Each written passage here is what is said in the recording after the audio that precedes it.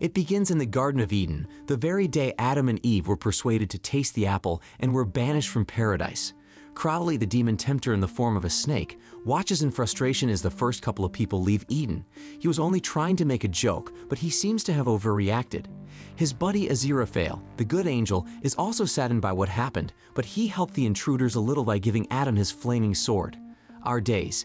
Demons appear from beneath the earth with a wicker basket. Lurking at the edge of the cemetery, they wait for Crowley, with whom they have a business appointment. The dark angel shows up in a cool car, wearing a modern suit and dark glasses, and finally the company gets down to business. Upon learning that the basket goes to him, Crowley is not happy. Inside the box is a baby Antichrist, and the demon's job is to put him in the family so he can grow up and bring about Armageddon. Aziraphale, meanwhile, is having a quiet dinner at his favorite restaurant when suddenly he is joined by the Archangel Gabriel, who warns the employee of the impending end of the world and asks him to keep an eye on Crowley. The young family heads to the monastery to give birth to their first child. On the road, the couple is overtaken by an ambulance in which Minister Dowling's wife is also about to become a mother. As both families make their way to the convent, hoping to be protected by God, the nuns discuss a plan for how they will substitute Dowling's baby for the son of Satan, whom they serve. None of the nuns expected Young to appear that night either, but there is nothing for them to do but accept the woman.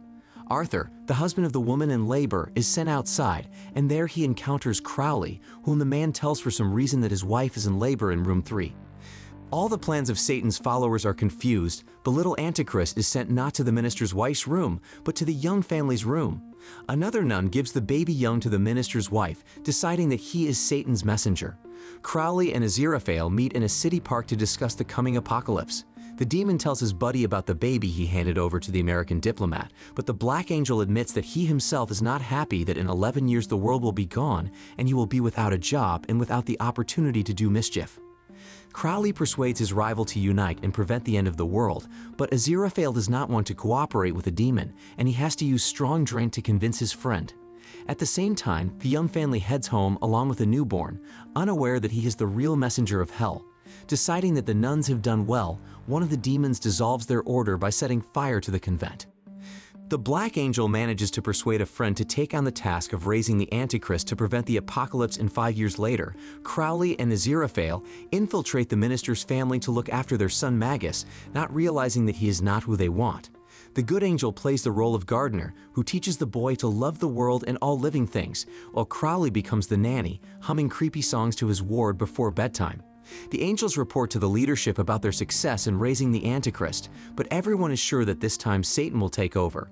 So another 6 years passed, and there is less than a week until the end of the world. The angels understand that now nothing depends on them, and all that is left is to wait for the appearance of the Cerberus, which will be the symbol of the beginning of the end. Day X arrives. Cerberus is released from hell, and the angels wait for the magician to name the giant dog. At the same time, the Young family also prepares a birthday cake to celebrate the 11th birthday of Adam, the devil's real messenger. When the Cerberus doesn't show up at the magician's birthday party, the angels realize that they've been taking care of the wrong boy all along. The real Antichrist, meanwhile, is playing in the woods with his friends, dreaming aloud that his parents will give him a dog and he will name it Dog. Upon hearing this, the Cerberus changes dramatically in size and turns into a small dog who can hardly hurt all mankind. The bosses visit Aziraphale in his bookstore, but the angel hesitates to tell him that he has lost the real Antichrist. Crowley, too, prefers to keep quiet about it, even though the convener, the one who must summon the 4 horsemen of the apocalypse, has already been brought into the case. The mercenary brings the first package to the war, and she, with her sword slung over her shoulder, prepares to bring about the end of the world. The story goes back a bit, to the time of England, to the day when the last witch was destroyed. Knowing that they were coming for her, Agnes Nutter stuffed her underskirts with gunpowder and nails and took the greedy mob with her, leaving behind a note in a book of prophecies that foretold every device of what is happening these days. She even predicted the emergence of Newton the Pulsifer, a loser accountant who has a role to play in the whole story. But while the guy doesn't know it, and after losing another job, he wanders the empty streets of London. Anathema device also arrives in Great Britain. After learning from her old relative's book about the impending end of the world, the girl plans to stop it with the help of an ancient prophecy. Newton meets a homeless man who calls himself the Sergeant Witch Doctor. He conducts a brief interview with the guy and then invites him to join the ranks of the fighters against the forces of darkness. That same day, Newton becomes a recruit, and Mr. Shadwell initiates the lad into the details of the hunting trade, instructing him to cut notes from old newspapers. The angels decide to pay a visit to the monastery to find records of the birth of the second baby and finally find the Antichrist. In the meantime, Adam and his friends take their new pet for a walk. Gathered at the forest headquarters, the company discusses the new inhabitant of Jasmine Cottage, Anathema, whom everyone believes to be a witch. After discussing local gossip, the boys plan to become the Inquisition and go on a hunt. Anathema meets the company in the woods, and they tell the girl about their plans to catch witches. Deciding to use the opportunity, she asks Adam if he has met any unusual beasts, but the boy shrugs his hands. Apart from Dog, no one has come across him. The angels arrive at the monastery, but now the yard of the burnt out building turns out to be a paintball field. Determined to have some fun, Crowley swaps paint guns for real ones while he and his buddy look for someone to help them. The war game organizer turns out to be a former nun, but she can't help the angels. The documents have long since been burned, and she's still convinced that the Antichrist has gotten into the ambassador's family. Crowley and Aziraphale leave with nothing, and they drive through the woods just as Anathema pulls out onto the road. The girl ends up on the ground, but the angel quickly repairs all her damage, and the friends offer the stranger a ride. Aziraphale becomes so infatuated with the beauty that he adds a few speeds to her bike when he puts it on the trunk.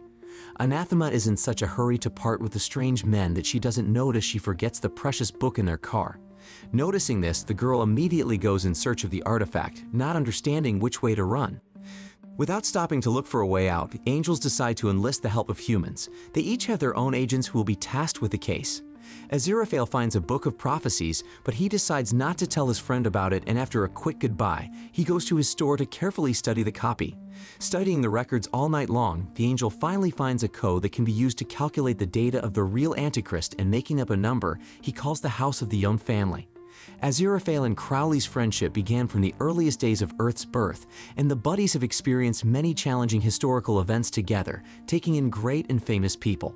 The friends saw Jesus off together, visited Rome together, and struck a balance together during King Arthur's reign. Finally, tired of them constantly getting in each other's way, Crowley suggests that his buddy team up and continue not to go on missions but just send the same reports on what they've all done, but the law-abiding Aziraphale rejects the suggestion for fear of disappointing his superiors. The next time the angels meet in Shakespeare's time, the serpent again tries to tempt his mate. The two servants both get assignments in Ireland, and Crowley offers his friend a coin to flip for the loser to take on both jobs at once, the heavenly assignment and the hellish plot to corrupt. Angel is unhappy, but he agrees after the demon promises to gather an audience for a production of Shakespeare. Each year, the friendship between the angel and the demon grows stronger, and after Crowley saves his buddy from the gallows at the Bastille, they become thick as thieves. He is the one who, at one point in time, makes a strange request to his friend. He asks for holy water.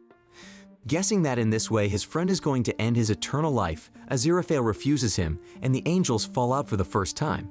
The next time they see each other many years later is in Nazi Germany, when the angel hands Hitler's followers a book of prophecies. Not having received the very book of Ansnutter, which now ended up in the hands of the messenger from heaven, the deceivers wanted to get rid of him, but Crowley came to the angel's aid again. 105 years later, Crowley gathers his best robbers to steal the holy water for him, and upon learning of this, Aziraphale tries to stop his friend.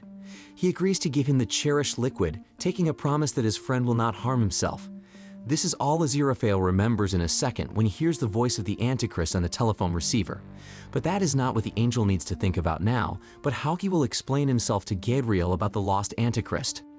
Meanwhile, Adam is living his normal life, walking down the street in his little village with Dog. The boy hears a scream in Anathema's yard, and heading there, he offers his help to his neighbor. In gratitude for the boy's kindness, the occultist invites him in for a drink of lemonade, but for a moment a magical horse show over the entrance detains Dog, as it protects him from evil. The master's command proves stronger than any dark forces, and the dog runs inside, causing another piece of hell to burn in him. Witch hunter Mr. Shadwell arrives at the cafe to meet his handler Crowley. After promising the mercenary cash, the demon instructs him to find an 11-year-old boy. Adam chats with Anathema, and she tells him about her ability to see the human aura. Unfortunately, she fails to see her neighbor's aura, but the girl chalks it up to chance. Aziraphale arrives at headquarters and reports to the leadership that the trail of the real Antichrist is lost, but the archangels believe that this will no longer prevent the end of the world, and there is no need to panic. Sergeant Shadwell turns out to be an agent not only for the demon, but also for the angel. Aziraphale calls the mercenary and instructs him to find a boy of 11 from a small village. The old man asks Newton about his progress, and the boy finds something interesting. He talks about a village that has had beautiful weather for 11 years in a row. But that doesn't impress the sergeant, and he orders Newton not to do any nonsense. Back to the Horsemen of the Apocalypse. This time the package is received by Famine, who is just in the middle of handing out rations to the people, a set of horrible synthetic foods that take away their health. Famine happily informs his assistant that he is flying to England, where he will finally be able to spread out. The friends meet in the gazebo and exchange news, but again the angel does not tell the demon that he knows the name of the Antichrist because he is afraid that Crowley will want to reckon with the boy. There is a quarrel between the angels, and Aziraphale declares to his mate that they are no longer friends. There is no common ground and they fight each for themselves.